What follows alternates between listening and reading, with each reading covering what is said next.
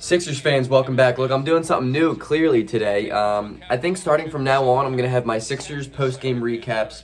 I'm going to embed it into this MLG highlight. So shout out to MLG. Hopefully I can do this. Hopefully this isn't a copyright thing. I think I'm probably pretty good, so let's just get after it.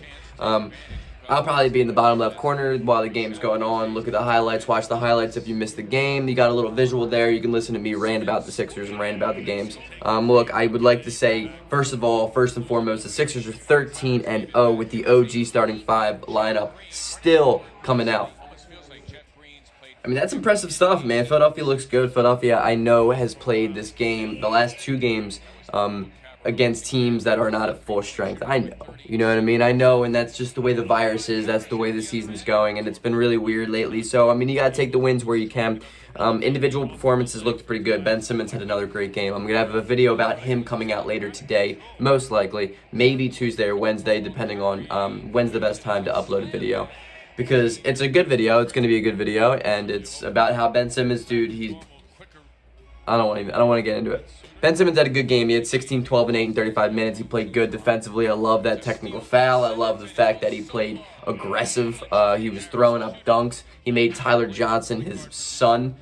Dude, I'm all for that. My man Shake Milton obviously had 15, 4, and 3. He had a good game in 27 minutes. Something about Shake Milton's floater, man. It's impressive. It's so good. He's just the man. He is just the man. I love Shake Milton. I want nothing but all-star success for him in his future. Obviously, the MVP, Joel Embiid, came out 33-9. The thing I was noticing while I'm watching Embiid dominate is it's just like he had 33 points, and I was like, I feel like Embiid's not really having like that amazing of a game. I feel like he's not really putting up that many points. End of the game, he's got 33 points. I'm like, okay. Tobias Harris had a double-double, almost triple-double, 21, 12, and 6. He had a good game, dude. Tobias Harris has been so consistent. I had an argument with one of my buddies on Twitter saying, who's more disappointing to the Philadelphia 76ers? My argument was Ben Simmons. I think Ben Simmons is the most frustrating player as a Sixers fan to watch because my reasoning behind it is, look, I know how influential he is to a team. I know how good he is. I know everything he brings to this team. I know how important he is to the Philadelphia 76ers. I know. What frustrates me is he could still be more. He could still be better. He could still be next level elite because deep down, I think somewhere inside of Ben Simmons there's MVP potential. I don't think he'll ever reach it. And that's what frustrates me.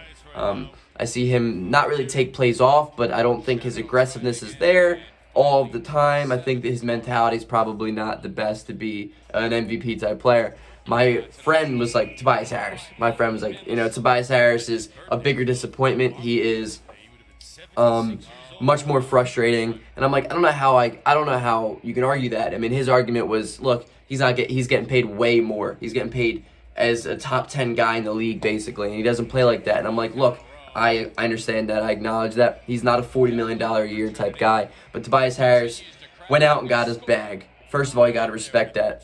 I'm not turning down $40 million, and nothing I do in my life is worth $40 million a year. So you can't blame the guy for taking $40 mil a season. Second of all, you got to respect the fact that Tobias Harris is at least improving as a player. Tobias Harris is playing way better this year than he did last year. He's having the most efficient season of his career. I mean, you can clearly tell he puts in the work on the offensive and defensive end. He's playing better as a defender this year than he ever has in his career. He's just being extremely efficient. His shot looks good. He's had 2 bad games all year. Tobias Harris has been the epitome of consistency, and I respect that. I respect that because he improved from this year to last year. He has improved, and you know what? That's good. It's also nice to see Seth Curry score. I think he went 6 quarters without him making a bucket. He had 11 points, 4 assists, 2 boards. He had a really nice shot from the corner off a nasty pass from Ben Simmons. Simmons, bro, he makes some of the craziest passes look so easy. I don't know how he does it. His court vision is insane. He finds open threes for guys that I don't think anybody else in the league could. He's a great player. He really is. Doc Rivers has said so much about him. I'll talk about it later in my Ben Simmons video. I don't feel like I need to be redundant here. Danny Green has been consistent lately, another 11 points. Korkmaz, bro, has been playing so well lately. And you know what impresses me the most? It's not even that his shot's falling right now, because like as a shooter in the NBA, that's how your life goes, you know? You're going to have a week that you don't miss. Then you're going to have a week that you miss a lot. You're going to miss a lot. And Korkmaz, to me, goes through those weeks. Right now, he's just going through that week where it's going in, you know? And I like that, so we ride it while we can. But that's not what's impressing me. What's impressing me the most is Korkmaz's defensive effort. I mean, he's come up with a couple steals in games. His on-ball defense looks really improved. I know he still has those lapses of judgment and those just mental breakdowns on the defensive end, but for the most part, his defense has been better than it's been in the past, and that to me is what is the most important thing. He had 13 points in 23 minutes last night. Not last night, but against the Nets 2 nights ago. And look, I'm not a Korkmaz fan. You guys know that. The country of Turkey knows that, since I hear it in my comment section sometimes. But you got to give it to him. He's been improving. He's improving. I still think the way he just hero balls it sometimes doesn't make sense to me. I would rather have other guys shoot than him. But he has been improving. Another thing I noticed in the game was Tyrese Maxey only had 3 minutes. His playing time has been down substantially the last week and a half, borderline 2 weeks. And look, I wasn't going to be here and tell you he's going to be an all-star this year or rookie of the year this year, because I know it wasn't going to be it. But that being said, I think Tyrese Maxey is better than the amount of time he's getting. I think he can bring a little bit more to this team that other guys don't and can't. Because Maxey is a unique player, and he brings this change of pace basketball, this up-tempo type of style that other guys on the team just don't really bring. I mean, Ben Simmons is a transition offensive player, and he likes to get in transition. He likes to push the tempo, but Tyrese Maxey works at this at all times. Like, even when the ball's in the half court and there's 9 seconds left on the shot clock, Tyrese Maxey is full throttle, full speed, just flying around. And, I mean, that's a cool characteristic to have for a guy on your team. And I think we could utilize it a little bit more. I think Maxey could be getting more playing time, but I understand it. You know, I understand it. He's just not ready for prime time, maybe, every single night. But when he is, you know, I think Doc Rivers has the ability to notice when he's on, notice when he's, you know, in the zone, notice when he's doing his thing, and let it ride out. Let it ride out and play him. Brooklyn didn't have KD or Kyrie, unfortunately. I hated to see that. You know, that sucks. But we lost to Brooklyn last time when they didn't have KD or Kyrie, so at least we got the dub today. It's always funny watching Timothé Luwawu-Cabarrot play, too, because that man sucks. That man's not good at basketball, but he's way improved as to what he used to be for Philadelphia. So good for him for continuing to grow. Jeff Green came down to earth a little bit. He had 10 points in 29 minutes. But, I mean, James Harden, bro. James Harden's crazy.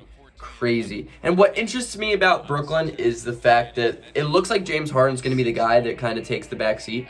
And I don't know how exactly I feel about that for Brooklyn, because I think Kyrie is probably the worst player of the three. But you know Kyrie is not taking that back seat. You know he's not taking that back seat. And another back seat. Like, I'm not just talking passenger. I'm talking, like, the back of the car.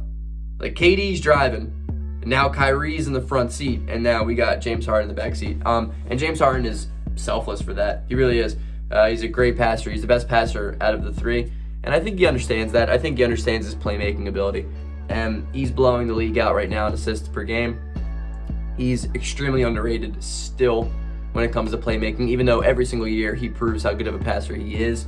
So good for James Harden. I like James Harden. I mean, I understand what everything went on, you know, recently, and I don't love everything that was going on, but that being said, you know, I still like James Harden. I like the way he plays the basketball. I like the way he kind of selflessly seems in and fits in with Brooklyn, so it's interesting.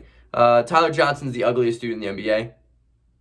Wanted to note that. Landry Shamet, 22 points. He had a step-back three, couple step-back mid-range jump shots. He looked really good. Good for Landry Shamet, bro. Good for all these former process Sixers. And Norvel Pelle. Love me some Norvel Pelle. He had a couple big blocks, though I don't think he is the true solution to this Brooklyn Nets team. Good for Norvel Pelle. I'm really glad to see he gets a job. That's going to be my video for the day. Peace out. Go Sixers.